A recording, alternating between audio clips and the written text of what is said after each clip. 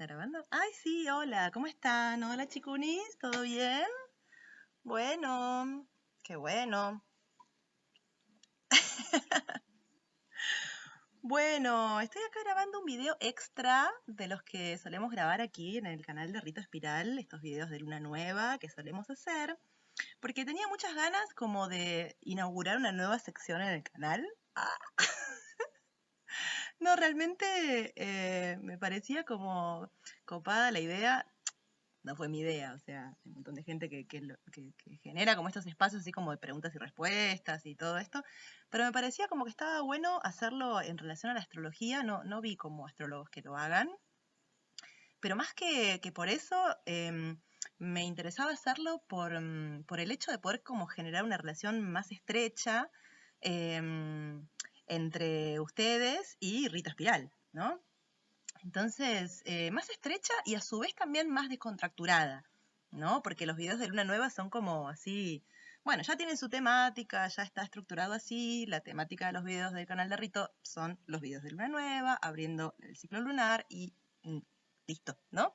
Eh, entonces, esta como sección de preguntas y respuestas me pareció como muy interesante y que genera como este espacio así más como descontracturado y en donde ustedes pueden como plantear preguntas X que tengan sobre la astrología, pero cuando digo X es realmente X, ¿eh? Como cualquier cosa que duden, que no entiendan, que les genere como curiosidad, cosas así. Y la idea es que yo acá no es que la voy a responder, o sea, si puedo responderlas, pues buenísimo.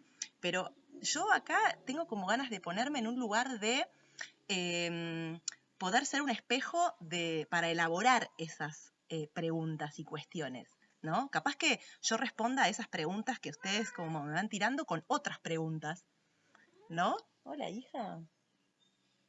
Mi gata ahí. Y está buenísimo, ¿no? Porque es como que abrimos cada vez más el campo de elaboración, de reflexión, de ¿cómo será? Pero será así, pero será así, pero vos fíjate que esto otro, y no sé, ¿no? Entonces yo acá no estoy como en la posición como voy a responder sus preguntas. Como no, capaz que sus preguntas me generan a mí otras preguntas y en todo caso estoy acá para tirárselas a ustedes y que, bueno, y que vaya ahí. Me encantaría como que de hecho quizás acá en los comentarios si a alguien las preguntas que les traigo hoy, que son de dos amigas, hija, por favor, si les generan otras preguntas a su vez, pues las ponen acá abajo y como que se arma, no sé, algo, no sé. Si tienen ganas estaría re bueno. Ya de por sí, como denle el botoncito rojo, la suscripción, todo esto. Síganme en redes sociales, porque por ahí también es como que recolecto las preguntas, ¿no? Estas son como las primeras dos preguntas del primer video de preguntas y respuestas. Pero bueno, voy a estar como de vez en cuando tirando alguna historia en Instagram o en Facebook de Rito Espiral. Y, che, tiren preguntas, a ver, hacemos un video, qué sé yo, y ahí ustedes como van respondiendo con sus preguntas, ¿no? Y las tratamos acá. Bueno, basta. Esta es la idea de esta nueva sección del canal. Entonces, les traigo dos preguntas de dos amigas muy queridas, una es de Argentina, la otra es de Brasil, y vamos con la primera. La primera es una pregunta que nos hace Andre Lorca, que es una hermanaza, hemos compartido muchos círculos de mujeres con Andre, bueno, es una diosa del Olimpo, y Andre preguntó, ¿no? Yo tiré una historia en Instagram y Andre preguntó lo siguiente.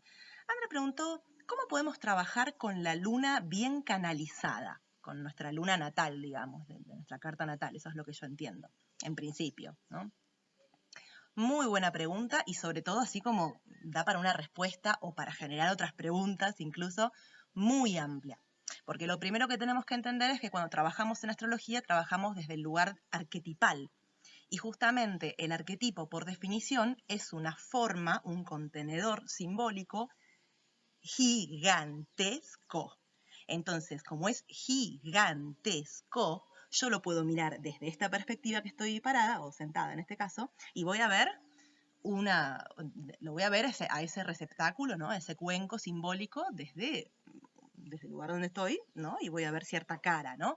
Pero yo si le recorro y le doy la vuelta y lo veo desde el lugar contrario, voy a ver como otras características, ¿no? De ese cuenco, de esa vasija que contiene un montón de cuestiones a nivel simbólico.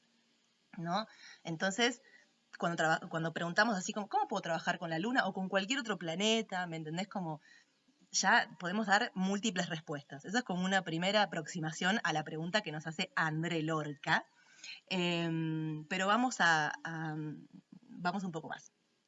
Entonces, me imagino que los que me están, les que me están mirando ahí del otro lado, les debe como resonar esta cuestión de que la luna tiene que ver con el cuerpo emocional, ¿no? Lo cual le vamos a dar un check, un tilde, tiene que ver con nuestro cuerpo emocional, perfecto.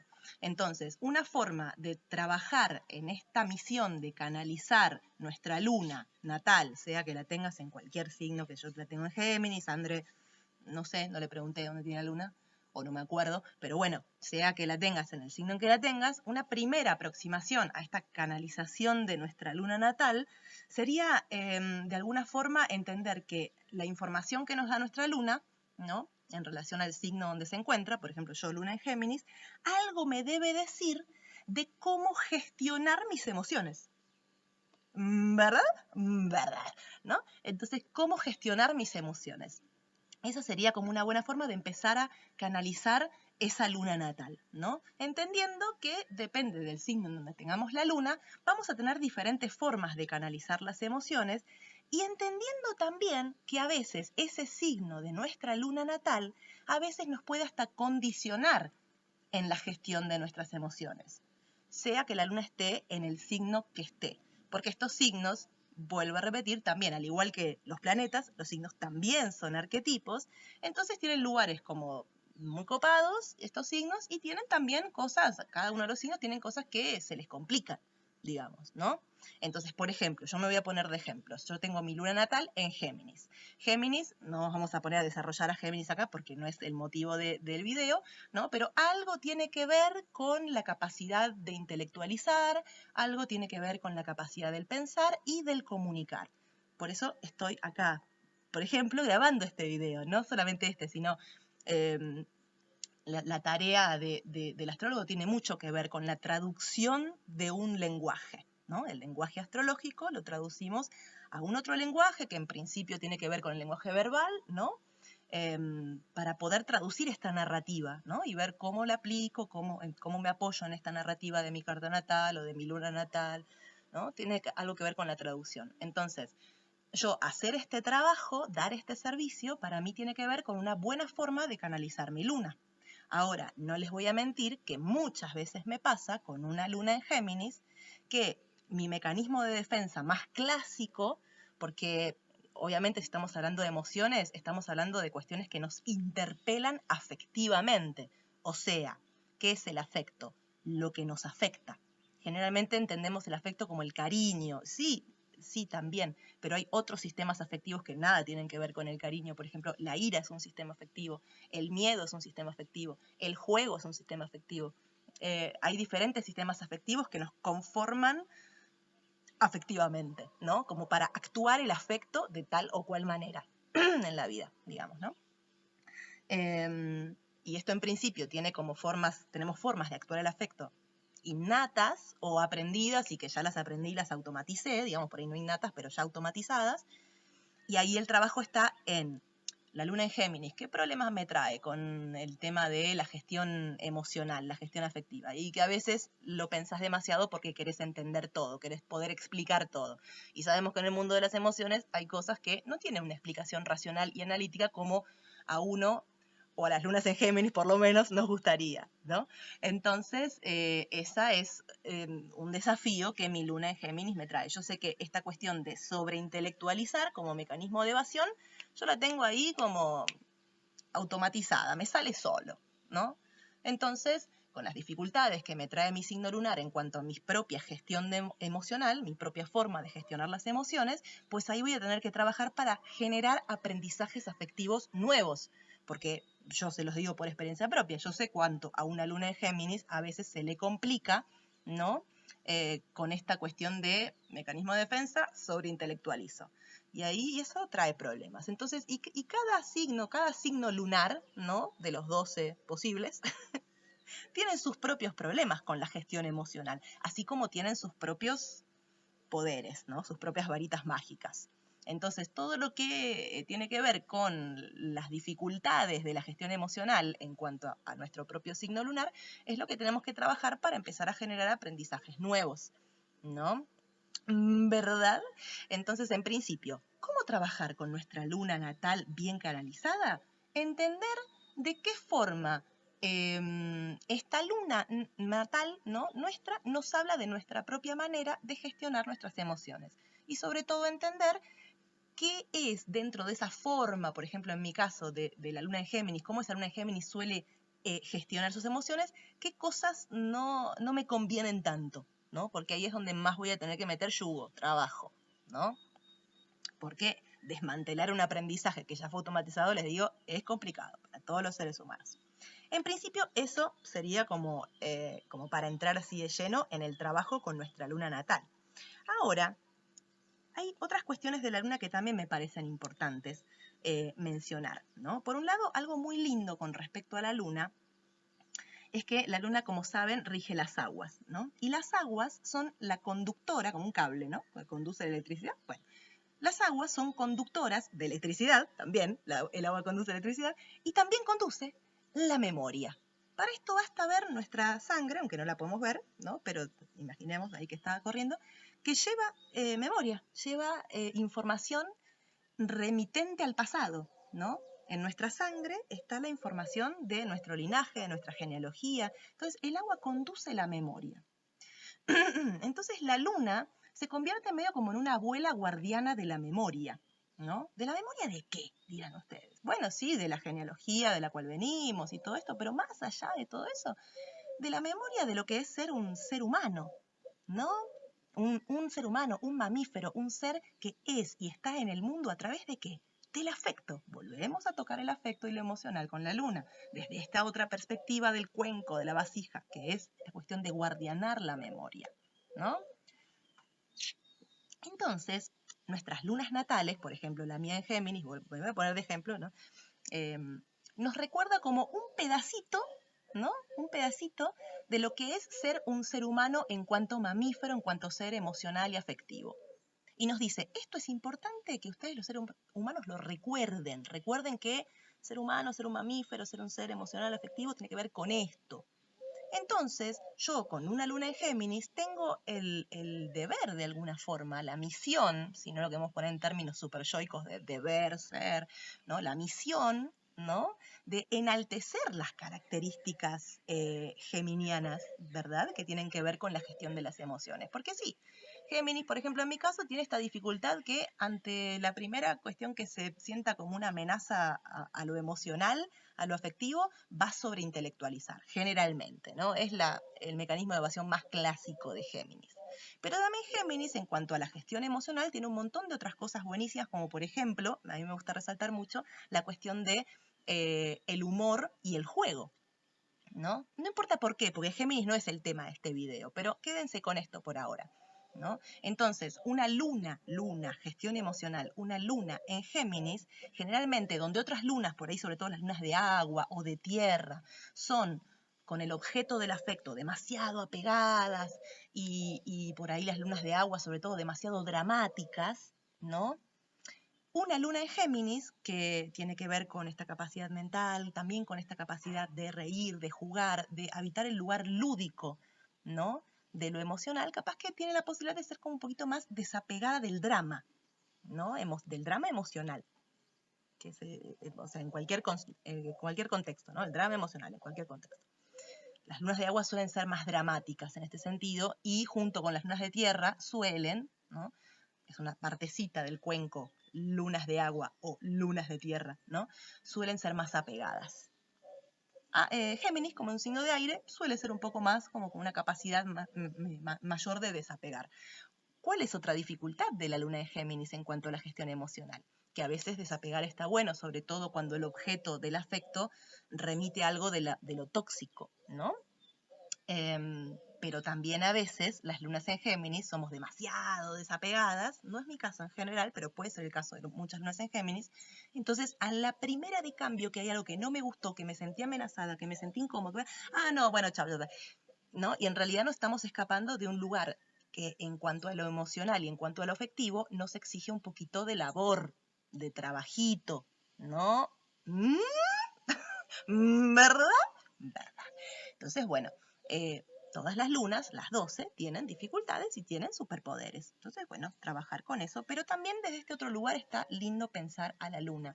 Hay algo de nuestra luna natal, del signo lunar, ¿no? De nuestra carta natal, que es una memoria de lo que es ser un ser humano, mamífero, afectivo, emocional, que debemos rescatar. Entonces, primero lo tengo que enaltecer en mí. Tengo que yo, por ejemplo, Luna en Géminis, practicar estas características que realmente enaltecen las cualidades geminianas, ¿no?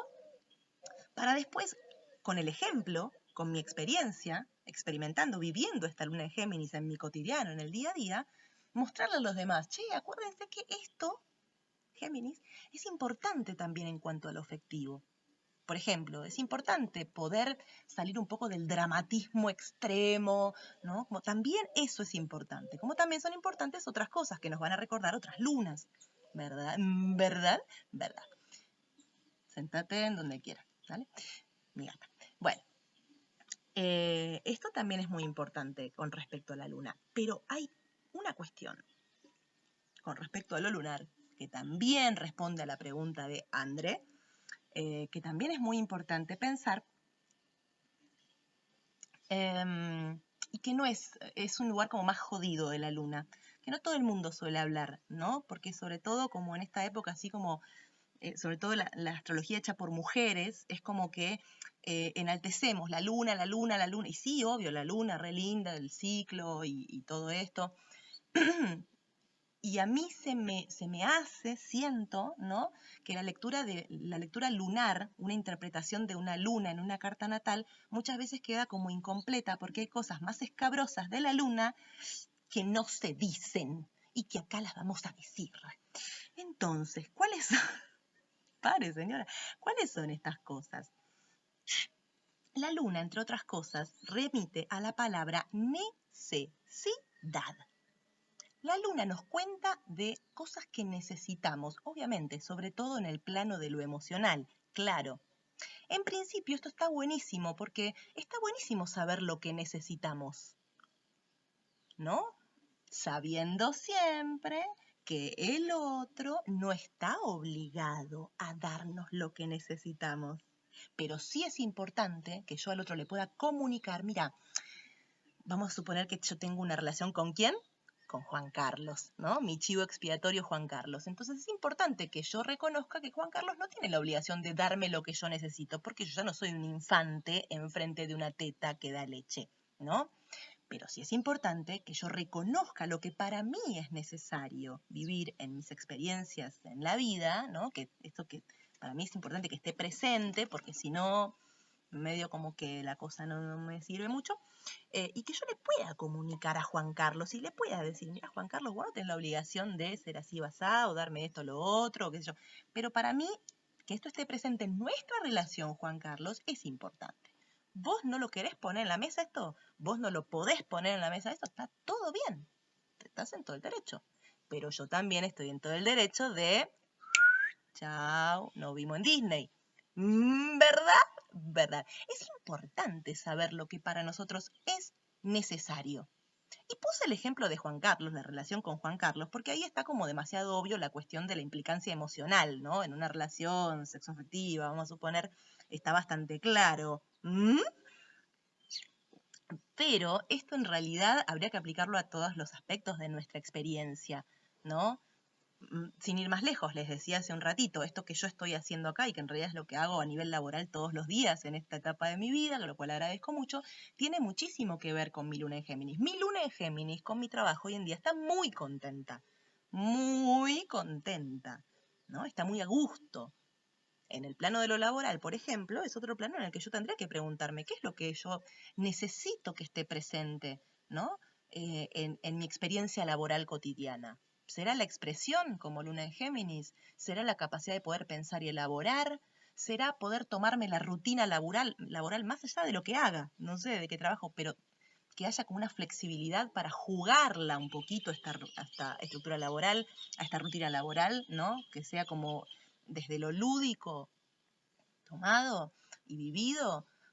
bueno, estas cuestiones quizás para mí sean bastante importantes. Ahora hay que ver el signo lunar de cada uno, de cada una, de cada une, ahí que me está viendo, qué será necesario para cada uno, una une de ustedes, y cómo esto se puede como transformar en una pregunta, ¿no? En cada ámbito y aspecto de su experiencia de vida.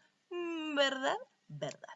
Entonces, esa es otra pregunta, otro trabajo que me parece que tiene que ver con canalizar cada vez mejor nuestra luna natal, ¿no? Pero a su vez, esta cuestión como medio escabrosa de la luna que les decía, que siento que no siempre se habla de esto, ¿no? La luna, como nos habla de necesidad, nos habla también muchísimo de la relación de nosotros como sujetos que tuvimos cuando infantes, ¿no? Con la que satisfacía, se conjuga, bueno, nuestras necesidades básicas de sobrevivencia. ¿Que quién es? Mamita, ¿verdad? Mamita o la función maternal, digamos, la persona que haya cumplido ese rol, mamita o, no sé, quien me alimentó, hija, por favor, quien me alimentó, quien me cuidó, quien me apapachó o amamachó, en todo caso, ¿no? Bueno, esa persona, la función maternal, la función materna, ¿no? Entonces, acá hay como una cuestión en la que yo vuelvo a estas características quizás no tan piolas, no tan copadas, del signo en donde está nuestra luna en nuestra carta natal, ¿no?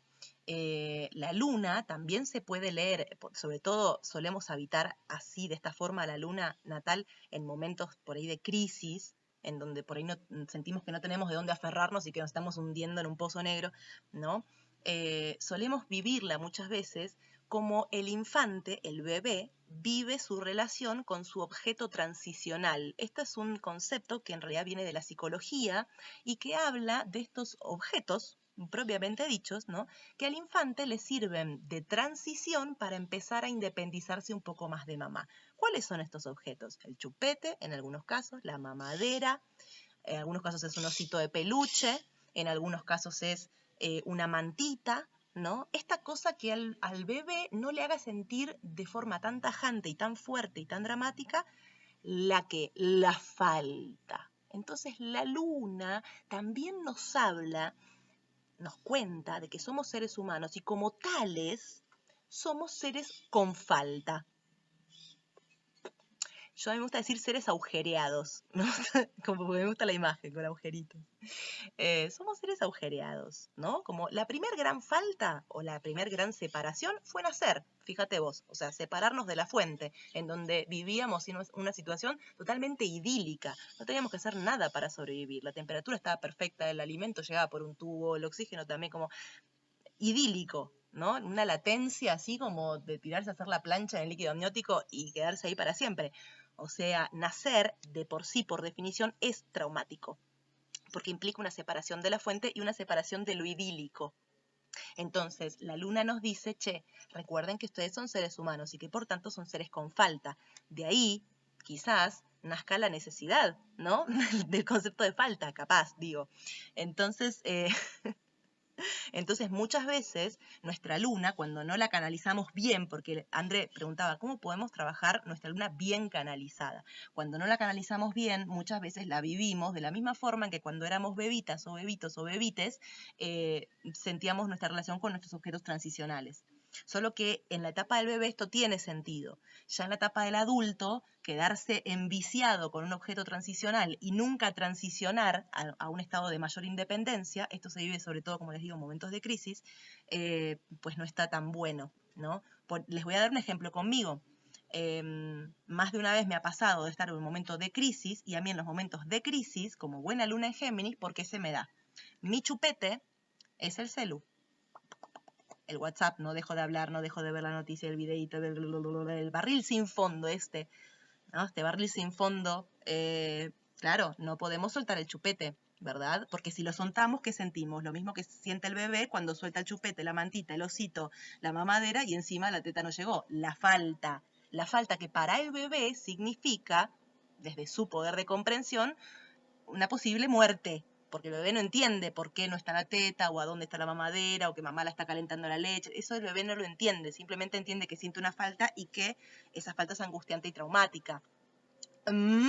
Pero el adulto, me imagino que ya sabemos que está todo bien. Sin embargo, la luna nos puede llevar también, nuestra luna natal, a esas dinámicas que ya en la adultez no tienen ningún sentido, pero que en los momentos de crisis se nos juega como estas cosas que incluso se pueden volver ¿qué? Adictivas, ¿verdad? ¿Verdad?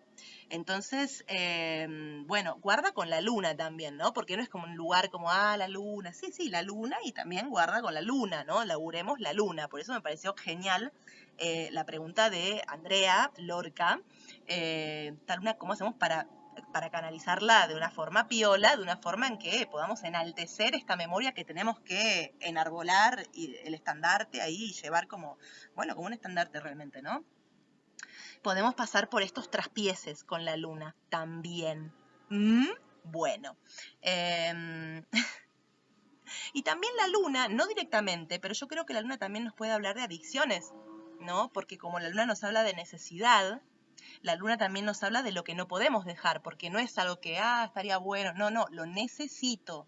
Entonces ahí incluso la luna puede hacerse una lectura, no sé si directa, pero quizás sí indirecta, sobre adicciones, ¿no? Entonces tampoco la luna está en este lugar tan diáfano que por ahí yo suelo como mucho escuchar de la astrología, sobre todo hecha por mujeres, ¿no? No es que esté como criticando a mis colegas, pero digo, estaría bueno también, yo vengo y aporto también esta otra parte, porque si no estamos como idealizando mucho la cuestión arquetipal en la astrología. ¿Sí? Bueno, entonces me parece que ahí hay algunos tips piolas para trabajar con este objetivo de canalizar cada vez mejor nuestra luna natal. Gracias, André Lorca, por tu pregunta. Y seguimos con la segunda. Es una pregunta que nos trae Luciana Coutinho, que es de Brasil, es una gran amiga con quien también hemos compartido círculos de mujeres cuando vivía en Brasil. Y bueno, Luciana entiende bastante español. Yo le dije, yo voy a contestar tu pregunta, pero ahí, y te voy a etiquetar, te voy a robar, pero ahí vas a tener que ir despacito para poder ir entendiendo, ¿no es cierto?, la cuestión. Lu nos pregunta algo muy interesante, que es así: ¿cuáles son los orígenes de la astrología? Preguntón, preguntón, preguntón, preguntón. A mí me interesó esta pregunta, pero no para dar como una clase así como de historia con fechas y como algo como súper académico, sino que al final de la pregunta les voy a decir, yo vi como una pregunta muy interesante como por debajo de la pregunta de Lu, que la voy a contestar como al final. Primero voy a como dar como una pequeña reseña para que ustedes más o menos se den una idea en cuanto a esto que nos trae Lu como pregunta, Luciana. Entonces, la astrología, quizás no sea posible hablar de la astrología o el origen de la astrología. Es como los feminismos, ¿no? No existe el feminismo, existen los feminismos. Bueno, con la astrología pasa un poco igual. No existe la astrología, sino que existen las astrologías. Porque en realidad la astrología responde a una pulsión muy interna y muy básica del ser humano, que es relacionarse con el cielo como espejo. Y esto lo han hecho todas las culturas antiguas, pero cada una a su tiempo. Entonces no podemos poner solo una fecha, justamente porque deberíamos hablar de las astrologías. De hecho, de algunas astrologías yo mancho poco y nada.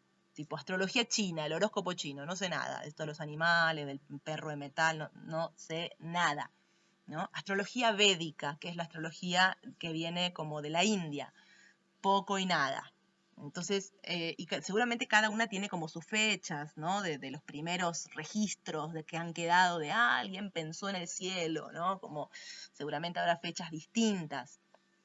Entonces, deberíamos hablar de las astrologías, entonces no podemos poner una fecha exacta que englobe a todas las astrologías, porque esto depende de cuestiones históricas de cada pueblo. Pero quiero decir que podemos, o sea, los antecedentes, los primeros antecedentes que podemos ver de la astrología como se trabaja en rito espiral, que es la astrología tropical, digamos, la astrología que trabaja casi toda la gente que en redes habla de astrología, ¿no? Como esto de los 12 signos y todo esto, y el gráfico este circular y esto.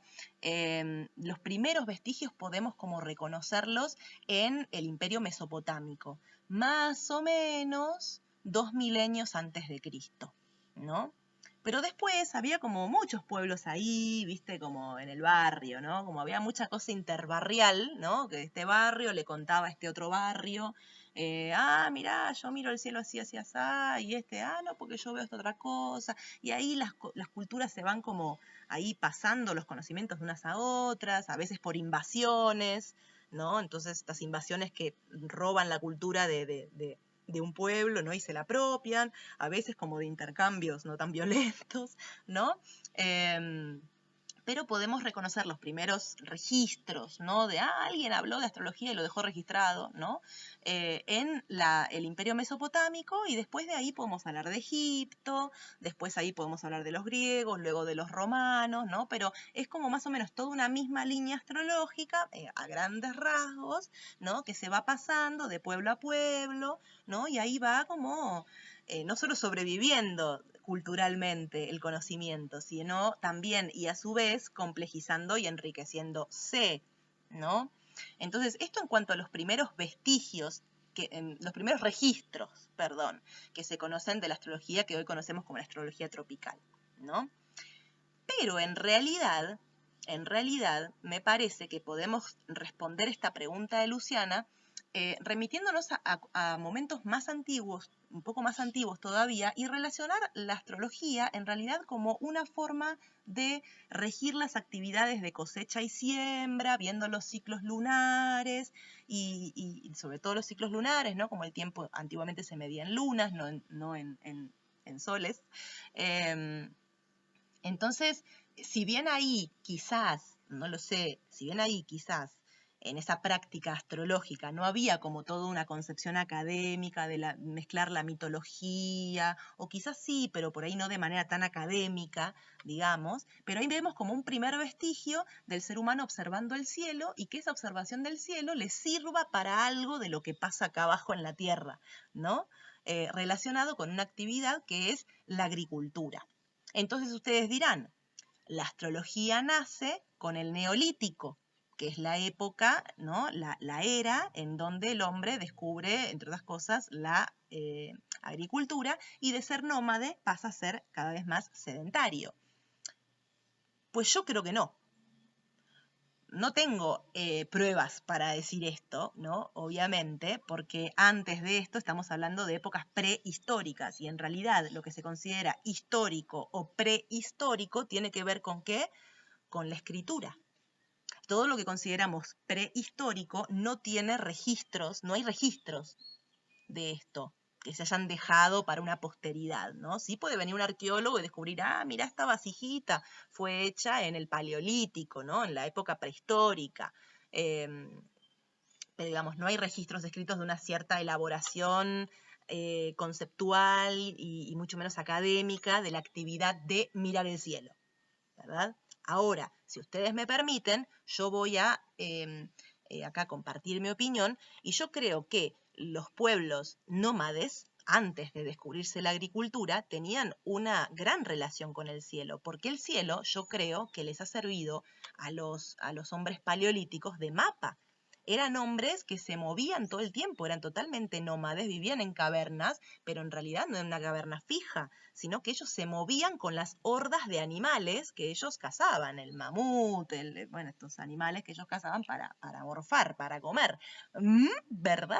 ¿Verdad? Entonces, me parece que en estas épocas prehistóricas el cielo servía de mapa, las constelaciones, ¿no? Como se guiaban por el cielo para ver, vamos para el norte, vamos para el sur, para este, para el oeste, ¿no? Persiguiendo a la familia de mamuts.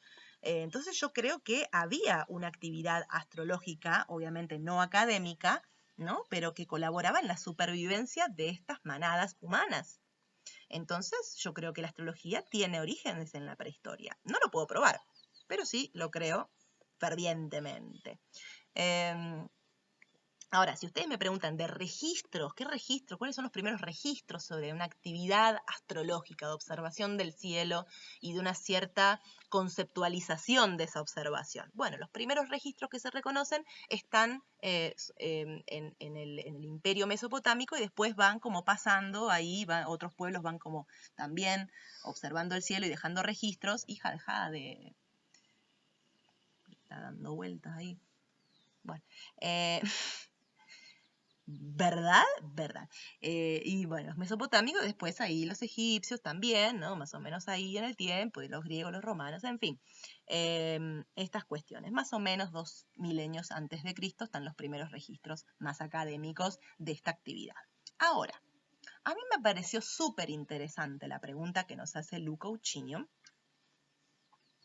porque en realidad yo cuando la leí dije, qué loco, porque esta pregunta se podría como responder así como haciendo una investigación histórica, cronológica, sería muy fácil responderla, pero me parece que hay una pregunta por debajo de la pregunta de Lu que quizás sea mucho más interesante y que es, ¿qué es la astrología?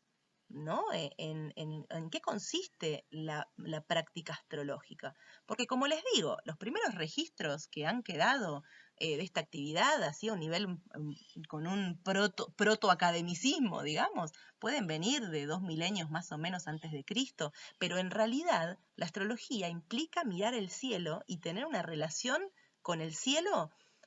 No sé cómo ustedes la podrían caracterizar. Yo creo que caberían varias palabras, una relación de asombro, una relación de admiración, una relación de, ¿por qué no de miedo, no? También, pero no un miedo patológico, quiero decir, un miedo al momento de percibir cuán vasto es esa realidad, cuán vasta es esa realidad, cuán grande es y qué pequeño es el ser humano, ¿no? Entonces, creo que desde que el hombre es hombre debe haber tenido esa relación con el cielo. Que después se haya academizado el conocimiento cada vez más es otra cosa. Yo, por ejemplo, me parece que hay hoy muchas personas que se dedican a la astrología que no miran el cielo. Yo no digo que no hagan astrología, pero digo que se están obviando una parte súper esencial de su trabajo, ¿no? Yo ayer, por ejemplo, hoy es domingo. ¿Domingo qué? Domingo 14 de marzo. Ayer yo justo no trabajé como astróloga, digamos, no trabajé, pero sí me tiré acá un rato a la noche en el jardín. Yo vivo en una zona de sierras, porque estaba haciendo actividad física, estaba entrenando capoeira, bueno, no importa. Lu, yo estaba entrenando capoeira. ¡Eita! Estaba entrenando un poco de capoeira y ya se hizo de noche. Entonces, cuando terminé de entrenar, estaba elongando y en esa elongación, acostada acá en el suelo, me quedé. Estaba fuera de mi trabajo oficial como astróloga, pero me quedé maravillándome. Y esa es una actividad a la cual los astrólogos generalmente les damos tan poco espacio. Y es la base de la astrología, ¿no? Entonces, esto es lo que quería decir. Qué interesante la pregunta de Lu, porque nos recuerda que en realidad hacer astrología en la base, en los cimientos de esta actividad, como traductores y traductoras de un lenguaje y todo esto, tiene que ver con este observar que está por fuera de todo análisis, que está por fuera de todo academicismo, este observar que me parece tan propio del ser humano, ¿no? Como especie.